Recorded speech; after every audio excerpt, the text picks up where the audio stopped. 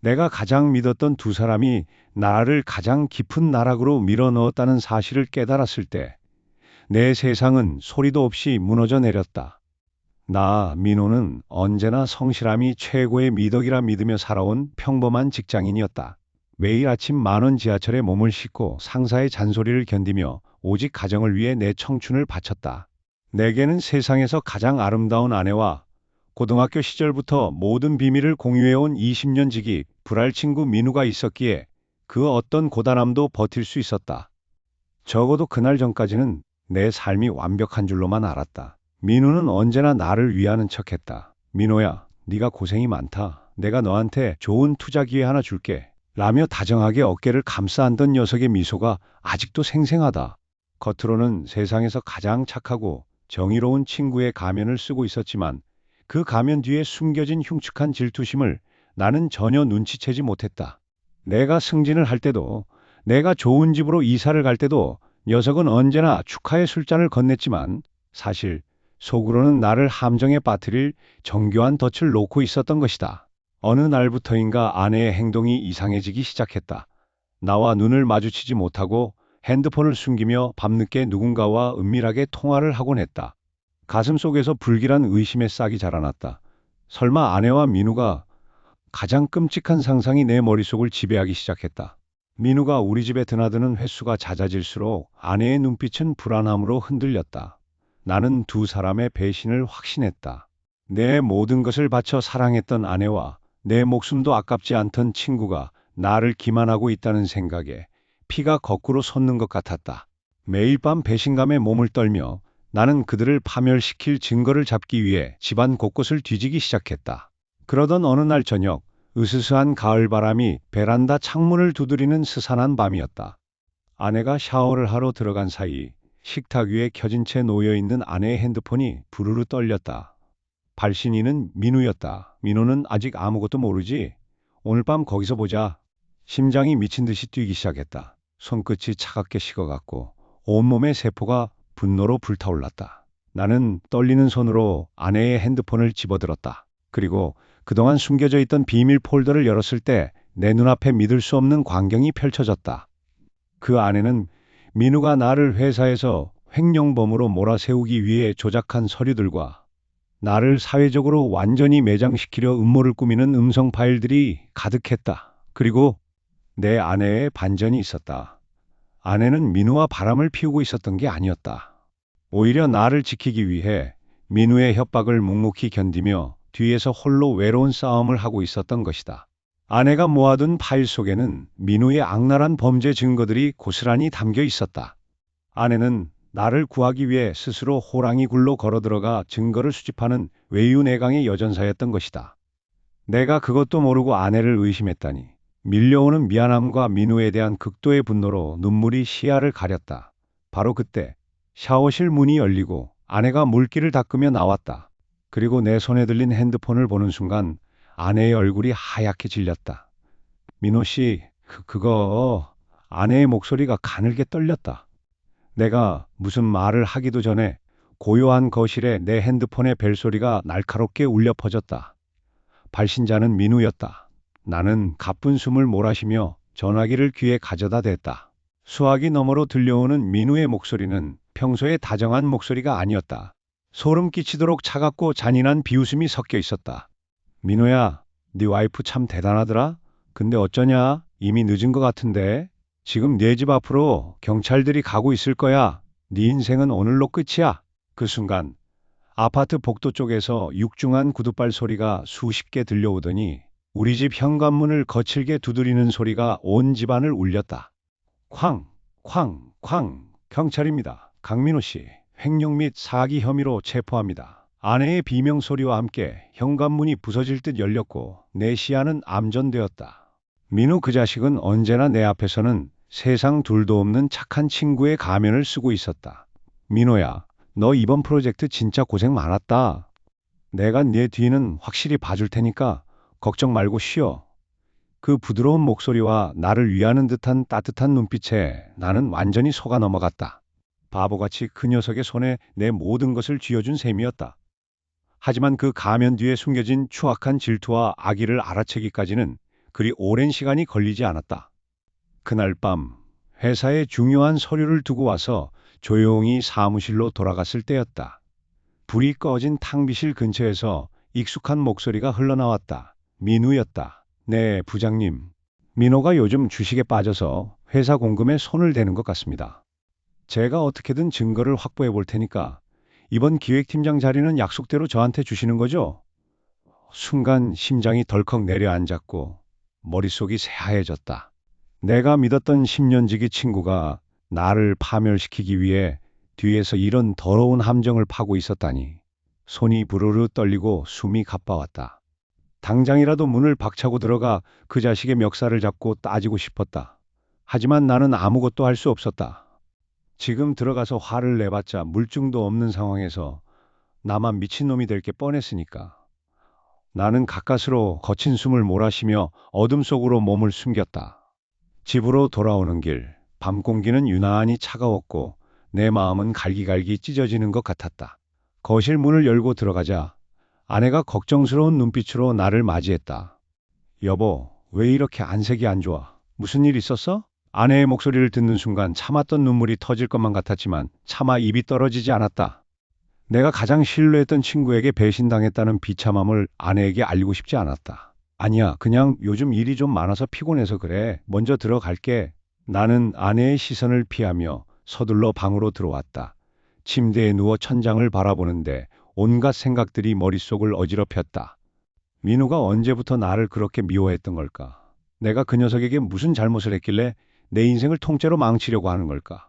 억울함과 배신감에 가슴이 답답해 터질 것만 같았다. 시계 초침 소리가 유난히 크게 들리는 적막한 방 안에서 나는 복수와 방어 사이에서 갈팡질팡하며 밤을 지새웠다.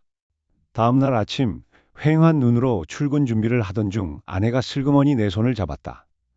아내의 손은 평소보다 조금 떨리는 듯했지만 눈빛만큼은 단단했다. 여보, 힘들면 언제든 나한테 말해. 난 당신 믿어. 그러니까 혼자서 다 짊어지려고 하지 마. 아내의 뜬금없는 위로에 나는 그저 힘겹게 미소만 지어 보였다. 아내가 무언가 알고 있는 걸까 하는 의문이 잠시 스쳤지만 출근 시간이 늦어 서둘러 집을 나섰다. 회사에 도착하자마자 민우가 평소처럼 밝은 얼굴로 나에게 다가왔다. 민호야, 좋은 아침. 오늘 컨디션은 좀 어때? 얼굴이 왜 이렇게 까칠해? 그 가식적인 미소를 보는 순간 소름이 쫙 돋았다. 어쩜 저렇게 아무렇지 않게 사람을 속일 수 있을까? 악마가 있다면 바로 저런 모습일 거라는 생각이 들었다. 나는 억지로 포커페이스를 유지하며 겨우 대답했다. 어제 잠을 좀 설치 마서 그래. 신경 써줘서 고맙다. 고맙다는 말이 목구멍을 넘어올 때 피비린내가 나는 것 같았다. 자리에 앉아 컴퓨터를 켠 순간 내 메일함에 정체불명의 익명 메일이 한 통 도착해 있었다. 발신인을 알 수 없는 메일의 제목은 네 친구의 진짜 모습이었다. 침을 꼴깍 삼키며 마우스를 움직여 메일을 클릭했다. 첨부된 파일 안에는 민우가 내 계좌를 도용해 회사 자금을 횡령한 정황이 담긴 조작된 장부들과 나와 민우가 나눈 대화를 교묘하게 편집한 녹취록들이 들어있었다. 이게 세상에 공개되는 순간 나는 꼼짝없이 공금 횡령범으로 몰려 인생이 끝장날 판이었다. 등 뒤로 식은 땀이 흘러내려 셔츠가 축축하게 젖어들었다. 민우의 덫은 이미 내 목을 조여오고 있었다. 그때 내 휴대폰 진동이 울렸다. 발신인은 아내였다. 다급하게 전화를 받자마자 수화기 너머로 들려오는 아내의 목소리는 잔뜩 겁에 질려 있었다. 여보, 큰일 났어. 지금 우리 집에 어떤 사람들이 들이닥쳤는데. 지직거리는 잡음과 함께 아내의 찢어지는 듯한 비명이 들리더니 그대로 전화가 끊겨버렸다. 민우가 내민 그 기획서 안에는 내가 지난 몇 달간 밤을 새우며 준비했던 핵심 기술 데이터와 마케팅 전략이 고스란히 담겨 있었다. 심지어 내 서명이 있어야 할 서류 끝자리에는 정교하게 위조된 내 사인이 선명하게 박혀 있었다. 머릿속이 하얘지다 못해 피가 거꾸로 솟는 기분이었다. 손이 덜덜 떨려서 종이가 바스락거리는 소리가 온 사무실에 울려 퍼지는 것만 같았다. 민우야, 이게 대체 어떻게 된 거야? 왜 내 프로젝트가 네 이름으로 발의가 되어 있어? 이 사인은 또 뭐고? 내가 다급하게 목소리를 높이자. 민우는 오히려 주변 눈치를 살피는 척하며 내 어깨를 꾹 누르고 목소리를 낮췄다. 그의 손길은 지독하게 침착했고 그 눈빛은 평소 내가 알던 따뜻한 친구의 것이 아니었다. 겉으로는 날 걱정하는 듯한 표정을 지었지만 눈꼬리는 미세하게 비틀려 있었다. 민호야, 일단 진정해. 목소리 낮추고 내 말 들어. 네가 최근에 주식이다 뭐다 해서 돈 급하다고 했던 거 기억 안 나? 네가 나한테 이거 넘기면서 처리해달라고 부탁했잖아. 네가 직접 사인까지 해줘 놓고 이제 와서 왜 이래? 회사에 소문나면 너 정말 매장당해. 무슨 소리야? 내가 언제 너한테 이걸 넘겼어? 그리고 나 주식 같은 거 안 해. 억울함에 목을 놓아 소리치고 싶었지만 숨이 턱 막혀서 말이 제대로 나오지 않았다. 민우는 한숨을 깊게 쉬며 나를 안쓰럽다는 듯 바라보았다. 그 철저한 연기에 소름이 돋았다. 겉으로는 나를 위하는 척하면서 뒤로는 나를 완벽하게 구렁텅이에 밀어넣을 함정을 파고 있었던 것이다. 회사 사람들은 벌써부터 우리 쪽을 웅성거리며 쳐다보기 시작했고 그들의 시선은 마치 나를 배신자나 파렴치한으로 낙인 찍는 것 같았다. 가장 믿었던 친구가 내 모든 것을 훔쳐가고 나를 범죄자로 만들고 있었다. 지옥이 있다면 바로 여길까 싶을 정도로 사방이 꽉 막힌 절망감이 나를 짓눌렀다. 집에 어떻게 걸어왔는지 기억도 나지 않는다. 다리가 풀려 현관문을 열자마자 바닥에 주저앉았다. 집안은 유난히 고요했고 어둠 속에서 차가운 공기만이 나를 맞이했다. 아내에게 이 비참한 현실을 어떻게 말해야 할지, 내가 바보같이 당했다는 사실을 어떻게 고백해야 할지 가슴이 찢어질 것 같았다. 내가 무너지면 우리 가정이 무너진다는 생각에 눈물이 왈칵 쏟아졌다. 그때 거실 불이 켜지며 아내가 다가왔다. 아내는 평소와 다르게 슬프거나 놀란 기색 없이 너무나도 차분하고 단단한 눈빛으로 나를 내려다보았다. 그리고 내 앞에 조용히 무릎을 꿇고 내 떨리는 두 손을 꼭 잡았다. 아내의 손은 따뜻했지만 그 어느 때보다 힘이 들어가 있었다. 여보, 다 알고 있어. 민우가 당신한테 무슨 짓을 했는지, 그리고 지금 회사가 어떻게 돌아가고 있는지 전부 다. 나는 눈물이 고인 채 아내를 멍하니 바라보았다. 아내가 이 모든 걸 어떻게 알고 있단 말인가? 내 눈동자가 흔들리는 걸 본 아내는 낮고 단호한 목소리로 말을 이어갔다. 그동안 당신이 상처받을까봐 말 못했어. 하지만 민우, 그 인간, 처음부터 당신 거 다 빼앗으려고 작정하고 접근한 거야. 내가 그동안 가만히 있었던 줄 알아? 당신 몰래 다 지켜보고 있었어. 아내는 그렇게 말하며 품 안에서 낡은 USB 하나와 두꺼운 서류 봉투를 꺼내 내 앞에 내려놓았다. 봉투를 여는 아내의 손길에는 망설임이 없었다.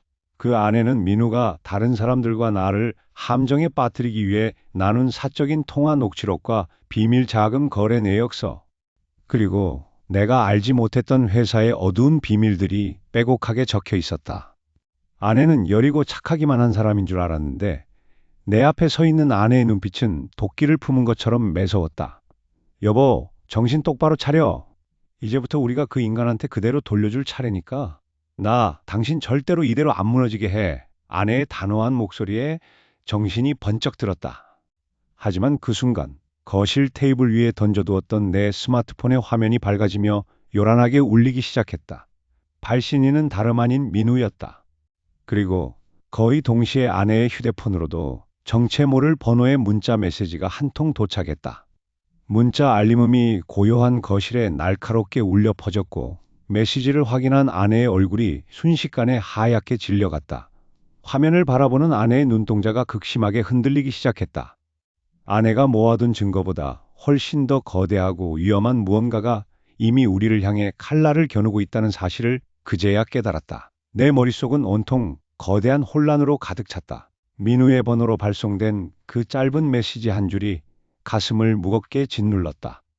아내와 가장 믿었던 친구가 나를 두고 무언가를 꾸미고 있다는 의심은 이미 내 영혼을 잠식해 들어가고 있었다. 하지만 그 순간에도 내 마음 한구석에서는 제발 모든 게 오해이기를, 두 사람이 나 몰래 내 생일 파티라도 준비하는 것이기를 바라는 나약한 희망이 솟구쳤다. 손끝이 가늘게 떨렸다. 나는 스마트폰 화면을 꺼두었다가 다시 켜기를 반복했다. 화면에서 흘러나오는 차가운 푸른빛이 어두운 거실을 비추었다.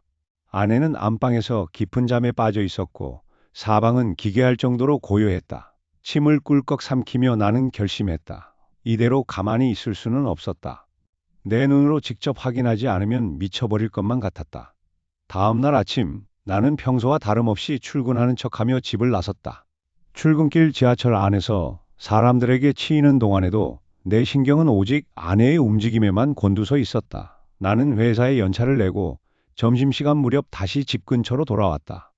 그리고 민우의 메시지에 적혀있던 그 카페, 동네 모퉁이에 있는 한적하고 어두운 카페 유리창 너머를 살폈다. 심장이 터질 것처럼 쿵쾅거리기 시작했다. 저 멀리 구석진 자리에 익숙한 두 실루엣이 보였다. 아내와 민우였다.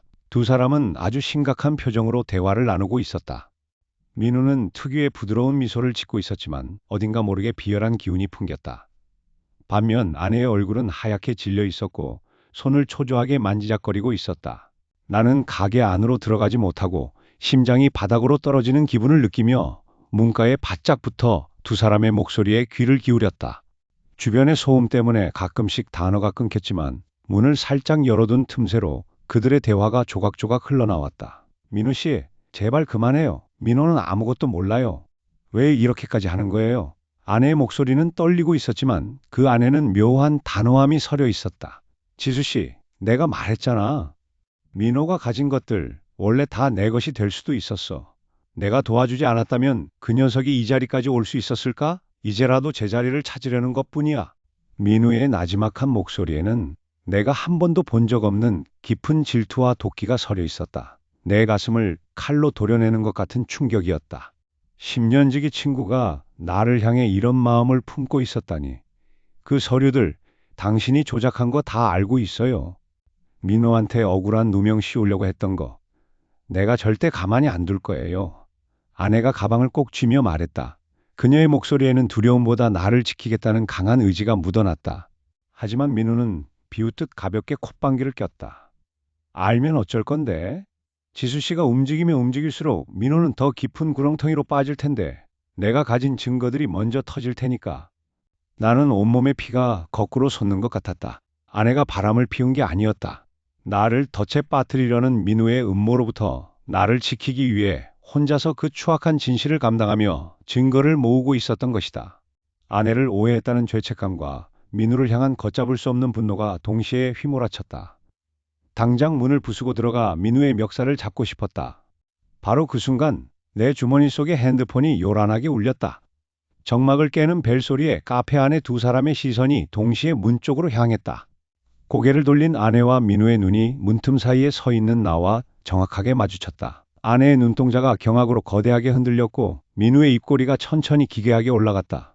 떨리는 손으로 아내의 서재 책상 맨 아래쪽 서랍을 열었습니다. 민우가 어젯밤 술잔을 기울이며 제게 했던 말이 귓가를 맴돌았습니다. 민호야, 내가 이런 말까지는 진짜 안 하려고 했는데 너네 집사람 최근에 호텔 로비에서 낯선 남자랑 있는 거 내가 직접 봤어. 마음의 준비 단단히 하는 게 좋을 거야. 그 말을 듣고 저는 하늘이 무너지는 줄 알았습니다. 내가 세상에서 가장 사랑하는 아내와 내 모든 것을 털어놓을 수 있는 10년지기 절친, 그 두 사람을 의심해야 한다는 사실 자체가 제 심장을 칼로 도려내는 것처럼 아팠으니까요. 며칠 동안 제대로 잠도 못 자고 밥도 넘기지 못한 채 저는 결국 아내가 집을 비운 사이 그녀의 비밀을 파헤치기로 마음먹었던 겁니다. 하지만 굳게 잠겨있던 서랍 안에는 민우의 말처럼 불륜의 증거 같은 건 존재하지 않았습니다. 낯선 남자의 편지도 수상한 영수증도 없었습니다. 대신 그곳에는 낡은 검은색 다이어리와 소형 녹음기 하나, 그리고 제 회사 감사팀의 내부 고발 서류 복사본이 어지럽게 흩어져 있었습니다. 순간 숨이 턱 막혔습니다. 이게 대체 왜 아내의 서랍에 있는 거지?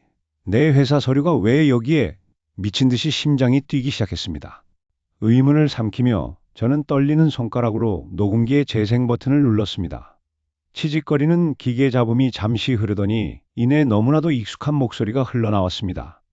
그건 바로 제 10년지기 친구이자 어제 저를 위로해주던 민우의 목소리였습니다. 제법이네. 하지만 네가 그렇게 버틴다고 해서 달라지는 건 없어. 이미 회사 이중장부 조작이랑 횡령 건은 전부 네 남편 민호가 주도해서 한 걸로 완벽하게 꾸며뒀으니까.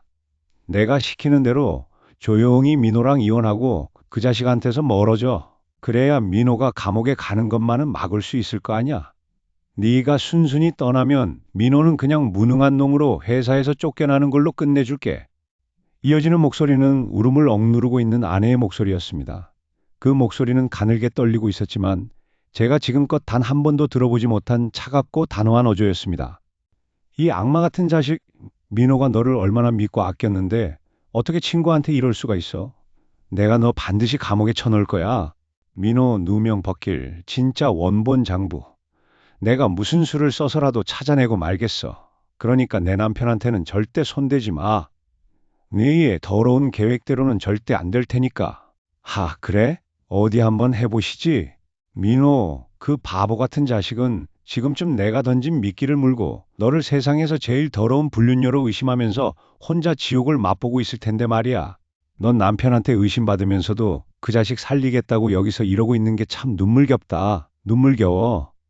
녹음기에서 흘러나오는 민우의 비열하고 악마 같은 웃음소리에 저는 그대로 바닥에 주저앉아 버렸습니다. 머리를 둔기로 세게 맞은 것 같았습니다. 아내는 저를 배신한 게 아니었습니다. 오히려 제 목숨과도 같은 가정을 지키고 민우가 파놓은 더러운 횡령에 덫에서 저를 구하기 위해 홀로 그 지옥 같은 시간을 견뎌내며 증거를 모으고 있었던 겁니다. 그동안 아내가 왜 그렇게 밤마다 소리 없이 눈물을 흘렸는지, 왜 제 눈을 피하며 최근 들어 차갑게 대할 수밖에 없었는지 그제야 모든 퍼즐이 맞춰졌습니다. 자신의 죄를 덮어씌우기 위해 저와 아내 사이를 이간질하고 제 뒤에서 칼을 꽂은 민우의 가증스러운 얼굴이 떠올라 온몸이 피가 거꾸로 솟는 듯이 부들부들 떨렸습니다. 저는 흐르는 눈물을 거칠게 닦아내며 당장 아내에게 전화를 걸어야겠다고 생각했습니다. 모든 걸 알았다고, 혼자 두어서 미안하다고, 내가 바보 같았다고 말해야 했습니다. 바닥에 떨어뜨렸던 핸드폰을 쥐고 아내의 번호를 누르려던 바로 그 순간이었습니다. 갑자기 핸드폰 화면이 번쩍이며 발신자 번호가 떴습니다. 강민우.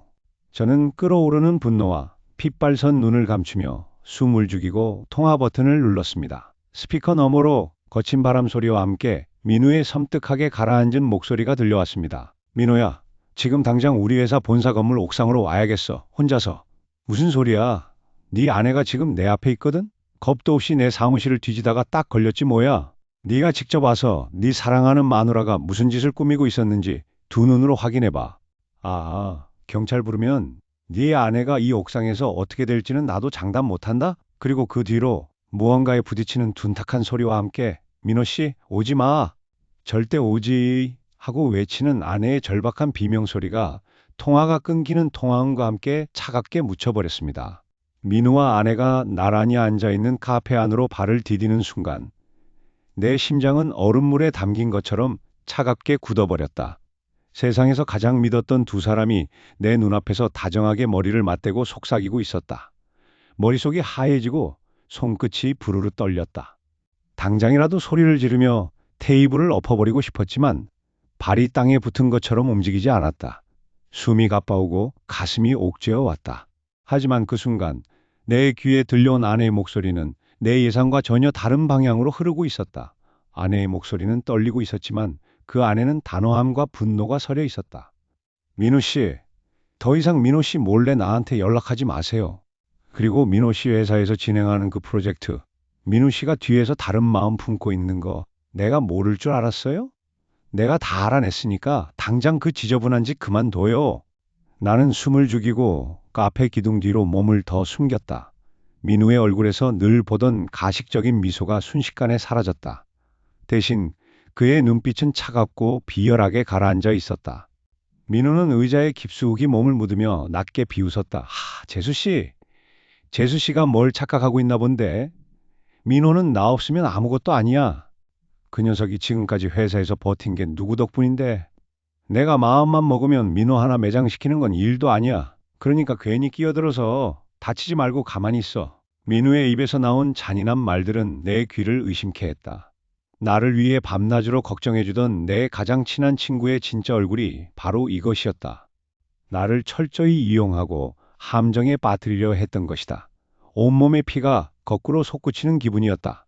배신감에 눈물이 울컥 쏟아질 것 같았지만 나는 주먹을 불끈 쥐고 입술을 깨물었다. 아내는 조금도 기죽지 않고 가방에서 두툼한 서류 봉투 하나를 꺼내 테이블 위에 탁 내려놓았다. 매장시킨다고요? 어디 마음대로 해봐요. 민우 씨가 민호 씨한테 횡령 누명 씌우려고 서류 조작한 거 그리고 회사 기밀 빼돌려서 경쟁업체에 넘기려고 했던 증거들 내가 여기 다 모아놨어요. 민호 씨는 바보처럼 민우 씨를 믿었지만 난 처음부터 당신 눈빛이 찝찝했거든. 이거 그대로 회사 감사팀이랑 경찰에 넘기면 과연 누가 매장당할까? 아내의 당당한 태도에 민우의 얼굴이 하얗게 질려가기 시작했다. 민우는 다급하게 테이블 위에 서류 봉투를 낚아채려 했지만 아내가 한 발 빠르게 봉투를 다시 품에 안았다. 아내는 나를 지키기 위해 오직 나 하나만을 구하기 위해 이 위험한 인간을 혼자 상대하며 비밀리에 증거를 수집하고 있었던 것이다. 아내의 외롭고 치열했던 싸움을 깨닫는 순간 내 가슴은 미어질 듯이 아파왔다. 아내를 의심했던 내 자신이 너무나도 한심하고 죄스러웠다. 그때 민우가 거칠게 의자를 밀치며 일어났다. 그의 눈에 살기가 가득했다. 민우는 아내의 손목을 억세게 움켜잡으며 낮게 으르렁거렸다. 이게 진짜 보자 하니까 그 증거 당장 내놔. 안 내놓으면 너도 민호도 내 손에 진짜 끝장나는 줄 알아. 아내가 고통스러운 신음을 내뱉으며 손목을 빼내려 버텼지만 민우의 악력은 너무나 강했다. 더 이상 지켜만 볼 수 없었다. 나는 이성을 잃고 기둥 뒤에서 뛰쳐나갔다. 민우의 멱살을 잡고 그대로 바닥에 내동댕이 치고 싶었다. 야, 김민우, 너 지금 내 아내한테 무슨 짓거리야? 내 고함 소리에 카페 안의 모든 시선이 우리 쪽으로 쏠렸다. 민우와 아내 역시 경악한 눈빛으로 나를 바라보았다. 민우는 당황한 것도 잠시 이내 비열한 미소를 지으며 내 가방을 가리켰다. 어라, 민호야, 마침 잘 왔네. 너 지금 네 가방 안에 뭐가 들어있는지는 알고 이러는 거냐? 민우의 알 수 없는 한마디에 나는 순간 얼어붙었다. 내 가방 안? 오늘 아침 민우가 나에게 급하게 전달해 달라며 건넸던 서류 가방이 내 어깨에 매여 있었다. 불길한 예감이 엄습했다. 민우는 주머니에서 스마트폰을 꺼내며 아주 여유롭게 버튼을 누르기 시작했다. 가슴이 미친 듯이 뛰기 시작했다. 도대체 내 가방 안에 무엇이 들어있는 걸까? 그날 밤 나는 숨이 막힐 것 같은 방 안에서 민우와 아내가 나눈 마지막 메시지들을 읽고 또 읽었다. 손끝이 덜덜 떨렸고 심장이 머리끝에서 뛰는 것처럼 쿵쾅거렸다. 내가 믿었던 세상이 10년 넘게 내 전부라고 생각했던 우정과 사랑이 한순간에 유리창처럼 깨져 사방으로 튀는 기분이었다. 어떻게 나한테 이럴 수가 있어. 내 입에서 나온 목소리는 차마 내 것이라고 믿기 힘들 정도로 쩍쩍 갈라져 있었다. 민우 그 자식은 내 앞에서는 늘 어깨를 두드리며 민호야, 너밖에 없다라고 웃던 놈이었다. 내가 회사에서 힘들 때도 승진해서 밀려 괴로워할 때도 소주잔을 채워주며 내 편을 자처했던 놈이었다. 그런데 그 모든 게 나를 비웃기 위한 연극이었다니. 나를 무너뜨리고 내 손으로 일군 모든 것을 빼앗기 위해 뒤에서 덫을 놓고 있었다는 사실을 알게 된 순간 온몸의 피가 거꾸로 솟구치는 것 같았다. 방 안의 공기는 차갑게 식어가는데 내 속은 시커먼 불길로 가득 차올랐다. 그리고 내 아내, 나를 속이고 민우와 바람을 피우고 있다고 확신했던 나의 가장 소중한 사람. 하지만 민우의 집요한 협박과 가스라이팅 속에서도 나를 지키기 위해 혼자서 그 지옥 같은 시간을 견뎌내고 있었다는 걸 깨달았을 때 가슴이 찢어지는 듯한 죄책감이 밀려왔다. 아내는 민우의 악랄한 제안을 거절하면 내가 회사에서 완전히 매장당하거나 민우가 파놓은 법적 함정에 빠져 감옥에 갈 수도 있다는 걸 알고 있었던 것이다. 그래서 그 더러운 자식의 비위를 맞춰주는 척하면서 뒤로는 결정적인 증거를 모으고 있었다. 얼마나 무서웠을까? 매일 밤 나를 마주할 때마다 아무것도 모른 채 자신을 의심 어린 눈초리로 바라보는 나를 보며 얼마나 외롭고 무서웠을까? 나는 그것도 모르고 아내의 차가워진 태도만 보며 혼자 분노하고 아내를 원망하는 이기적인 남편이었다. 내 무능함과 어리석음 때문에 아내가 그 괴물 같은 놈과 홀로 싸우고 있었다는 사실에 눈물이 왈칵 쏟아졌다. 손등으로 눈물을 닦아내며 나는 주먹을 불끈 쥐었다. 이제는 내가 나서야 했다. 더 이상 내 아내를 그 지옥에 혼자 둘 수는 없었다. 나는 휴대폰을 꽉 쥐고 민우의 번호를 찾아 눌렀다. 통화 버튼을 누르기 직전 손가락이 허공에서 잠시 멈췄다. 지금 당장 전화를 걸어 욕을 퍼붓고 주먹을 날리고 싶은 충동이 온몸을 지배했지만 아내가 피눈물을 흘리며 모아둔 증거들을 망칠 수는 없었다. 더 완벽하게 그 자식이 다신 이 세상에 고개를 들고 살아갈 수 없도록 확실하게 짓밟아 버려야 했다. 나는 깊은 한숨을 내쉬며 마음을 다잡았다. 다음 날 아침 나는 아무 일도 없다는 듯 평소와 다름없는 표정으로 출근길에 나섰다. 넥타이를 매는 손이 미세하게 떨렸지만 거울 속 내 눈빛은 그 어느 때보다 차갑고 날카롭게 빛나고 있었다. 회사에 도착해 내 자리에 앉아 노트북을 켰다. 그리고 민우가 나에게 넘겨주었던 대형 프로젝트의 계약서 파일들을 하나씩 다시 열어보기 시작했다. 분명 이 안에 나를 집어삼키려 했던 민우의 더러운 음모와 횡령의 증거가 숨겨져 있을 것이었다. 아내가 모아둔 민우의 협박 메시지와 이 계약서의 허점을 연결하면 역으로 민우를 철창신세로 만들 수 있는 완벽한 덫이 완성된다.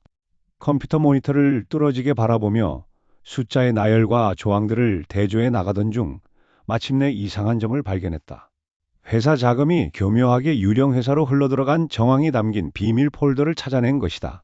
역시 그랬다. 이 자식은 처음부터 나를 바지로 내세워 모든 죄를 뒤집어 씌울 생각이었던 거다. 온몸에 소름이 돋았지만 한편으로는 승리감에 입꼬리가 살짝 올라갔다. 바로 그때였다. 내 책상 위에 전화기가 거칠게 울렸다. 화면에 뜬 이름은 박민우. 심장이 쿵 내려앉았지만 나는 호흡을 가다듬고 태연하게 전화를 받았다. 민우야. 무슨 일이야? 수화기 너머로 잠시 침묵이 흐르더니 평소와는 전혀 다른 소름 끼치도록 차갑고 낮은 민우의 목소리가 들려왔다. 민호야, 너 지금 어디서 뭐하고 있냐? 재미있는 걸 발견해서 말이야. 너 지금 내 컴퓨터 원격으로 접속해서 뒤지고 있지? 그 순간 내 등 뒤로 서늘한 바람이 스쳐 지나가는 듯한 강한 소름이 돋았다. 민우가 내 움직임을 이미 전부 지켜보고 있었다는 뜻이었다. 당황한 내가 아무 말도 하지 못하고 굳어버린 그 찰나. 회사 사무실 문이 거칠게 열리며 누군가 걸어 들어왔다. 전화를 귀에 댄 채 문 쪽을 바라본 순간 나는 소스라치게 놀랄 수밖에 없었다. 문 앞에 서 있는 사람은 민우가 아니었다. 험악한 인상을 쓴 낯선 정장 차림의 사내들, 그리고 그들 뒤에서 새하얗게 질린 얼굴로 붙잡혀 있는 내 아내의 모습이 보였다. 민우가 내민 서류 봉투를 받아든 순간 손끝에서부터 소름이 쫙 돋았다. 봉투 안에는 나와 아내가 살고 있는 집의 명의 변경 서류와 함께 내가 회사에서 공금을 횡단했다는 허위 기획서가 들어 있었다. 머릿속이 하얘졌다. 10년 넘게 형제처럼 지내온 친구가 내 목에 칼을 겨누고 있었다는 사실이 도무지 믿기지 않았다. 민우야, 이게 다 뭐야? 네가 어떻게 나한테 이럴 수가 있어?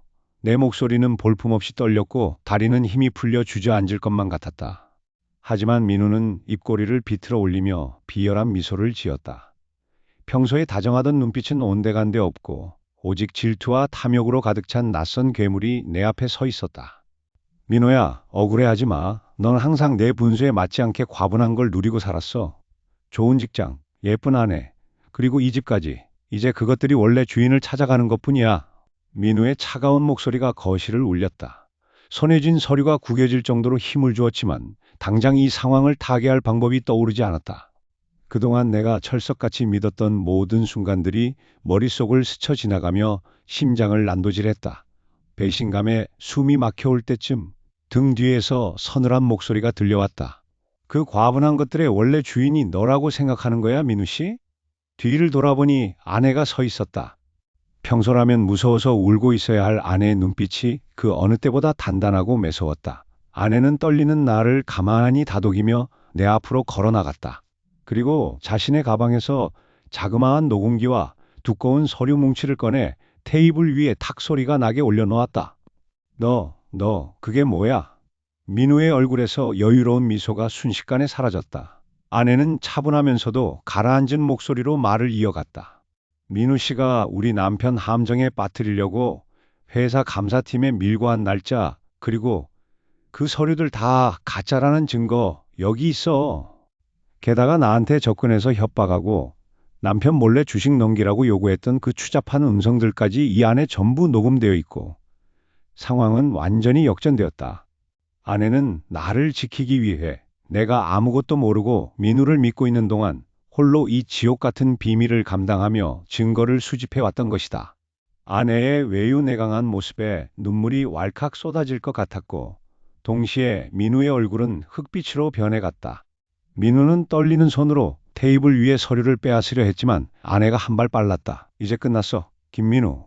이건 이미 우리 변호사한테도 가 있고 내일 아침이면 네가 저지른 짓들이 회사와 경찰서에 동시에 제출될 거야. 네가 우리한테 한 짓 그대로 돌려받아. 아내의 선전포고에 민우는 미친 사람처럼 헛웃음을 터뜨리더니 갑자기 눈빛이 돌변했다. 민우는 거칠게 숨을 몰아쉬며 아내의 덜미를 잡으려는 듯 손을 뻗었다. 증거? 그딴 게 무슨 소용이야? 너희들이 무사히 여기서 나갈 수 있을 것 같아? 그 순간 민우가 양복 안주머니에서 번쩍이는 무언가를 꺼내 들었고 거실의 불이 거짓말처럼 동시에 전부 꺼져버렸다. 암흑 속에서 칠흑 같은 어둠과 함께 아내의 날카로운 비명소리가 집안 가득 울려 퍼졌다. 드디어 모든 진실이 세상 밖으로 드러나는 순간이 왔다. 나는 떨리는 손으로 아내가 모아둔 녹음 파일과 민우의 횡령 증거가 담긴 서류 봉투를 꽉 쥐었다. 심장이 터질 것처럼 쿵쾅거렸고 손바닥에는 축축하게 식은 땀이 배어 나왔다. 내 인생을 송두리째 망가뜨리려 했던 가장 친한 친구, 그리고 나를 지키기 위해 그 지옥 같은 시간을 홀로 견뎌내야 했던 내 소중한 아내. 거실 한가운데 서 있는 아내의 처연한 눈빛을 바라보는데 목구멍에서 뜨거운 무언가가 울컥 치밀어 올랐다. 민호 씨, 이제 정말 마지막이야. 그동안 나 믿고 버텨줘서 고마워. 아내의 목소리는 가늘게 떨리고 있었지만 그 눈빛만큼은 그 어느 때보다 단단하고 강인했다. 외유내강이라는 말이 딱 어울리는 내 사람. 나는 말없이 아내를 품에 꼭 안아주었다. 아내의 작은 어깨가 내 품에서 잘게 떨리는 것이 느껴졌다. 이 작은 사람에게 내가 얼마나 큰 짐을 지우고 있었던 걸까? 그 길로 나는 민우에게 전화를 걸었다. 신호음이 몇 번 가기도 전에 민우는 특유의 가식적이고 유쾌한 목소리로 전화를 받았다. 민우야, 무슨 일이야? 안 그래도 내가 이번에 새로 알아본 투자건이 있는데 말이야. 수화기 너머로 들려오는 녀석의 목소리를 듣는 순간 온몸의 피가 거꾸로 솟구치는 기분이었다. 나를 완벽하게 속였다고 생각하며 비웃고 있을 그 야비한 얼굴이 눈앞에 선하게 그려졌다. 나는 애써 감정을 억누르며 차분하고 낮은 목소리로 말했다. 민우야, 우리 자주 가던 그 카페 기억하지? 지금 그리로 좀 나와라. 네가 꼭 봐야 할 게 있어서 그래. 내 목소리에 서늘한 기운이 맴돌았는지 민우 녀석은 잠시 침묵을 지켰다. 수화기 너머로 녀석의 거친 숨소리가 들려왔다. 그래. 무슨 중요한 일이라도 있어? 금방 갈게. 녀석은 끝까지 아무것도 모르는 척 연기하고 있었다. 약속 장소인 카페 구석 자리에 앉아 창밖을 바라보았다. 마침내 저 멀리서 고급 세단을 타고 내리는 민우의 모습이 보였다. 여전히 값비싼 정장을 차려입고 목을 꼿꼿이 세운 채 걸어오는 저 당당한 모습. 저 가면을 오늘 내 손으로 완전히 찢어버릴 것이다. 카페 문을 열고 들어온 민우는 나를 발견하고는 언제나처럼 환하게 웃으며 다가왔다. 야, 민호야, 무슨 일인데 사람을 이렇게 급하게 불러내? 회사 일 바빠 죽겠는데. 나는 아무 말 없이 테이블 위에 서류 봉투와 녹음기가 든 스마트폰을 툭 던졌다.